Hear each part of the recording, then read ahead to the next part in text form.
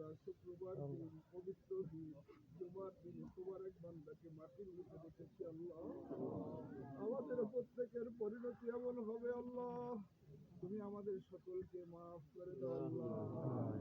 ইয়া আল্লাহ, যে আব্দুল লতিফ সাহেবকে একজন আলেমে দিন, একজন আখলাকওয়ালা মানুষ, একজন দিনদার মানুষ মাটির নিচে রেখেছি আল্লাহ, তাকে তুমি জান্নাতুল ফেরদাউস দান করো ইয়া আল্লাহ। এই খবর শোনার মদিনায় পৌঁছে দাও আল্লাহ। আল্লাহুম্মা আমিন। ইয়া রাব্বুল আলামিন, খোদা তার ছেলেদেরকে নিয়ে, জামাতাদেরকে নিয়ে হাত তুলেছি, সবাই তার ছাত্রদেরকে নিয়ে হাত তুলেছি, সবাই চোখের পানি ফেলছে আল্লাহ।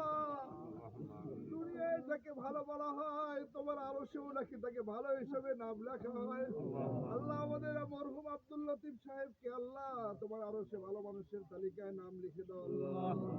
ইয়া আল্লাহ, তার শ্বশুর আব্দুল রশিদ সাহেব রহমাতুল্লাহি আলাইহি, তাকে আপনি জান্নাতুল ফিরদাউস দান করেন আল্লাহ, জান্নাতে আলা মাকাম দান করেন আল্লাহ। ইয়া আল্লাহ, ইয়া রাব্বুল আলামিন, খোদা আমাদের যেমন এমন মৃত্যু হয়, আমাদের মৃত্যুর পরেও যেন মানুষ চোখের পানি ফেলে কাঁদে আল্লাহ, এমন জীবন গঠন করার তৌফিক দান করো আল্লাহ। সকল বিপদ আপদ বালা মুসিবত থেকে তুমি হেফাজত করো আল্লাহ। ইয়া আল্লাহ, আব্দুল লতিফ সাহেবের ঘরের উপরে তোমার রহমত নাজিল করো আল্লাহ। তার ছেলে মেয়ে নাতি নাতকুর যারা আছে প্রত্যেককে দিনের খাদেম হিসেবে কবুল করো আল্লাহ। শেষ জীবনে বাড়ির দরজায় মাদ্রাসা করেছে, কোরআন তেলাওয়াত হবে, হাফেজরা আলেমরা কোরআন পড়বে, কবরে সে আওয়াজ যাবে আল্লাহ। এই মাদ্রাসাখানা কিয়ামত পর্যন্ত কবুল রাখো আল্লাহ। ইয়া আল্লাহ, এই মাদ্রাসার যা প্রয়োজন তুমি আসমান থেকে ব্যবস্থা করো আল্লাহ। ইয়া আল্লাহ, আমাদেরকে দ্বীনের খাদেম হিসেবে কবুল করো আল্লাহ।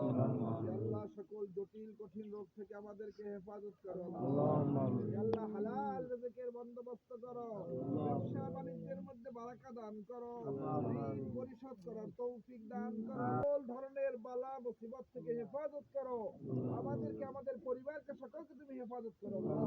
আমাদেরকে এক এবং ন্যাক হয়ে চলার তৌফিক দান করো, মন থেকে হিংসা বিদ্বেষ দূর করে ইয়া আল্লাহ, হাসাদ কিবের সবকিছু দূর করে আল্লাহ তোমার খাঁটি মুমিন হওয়ার তৌফিক দান করো।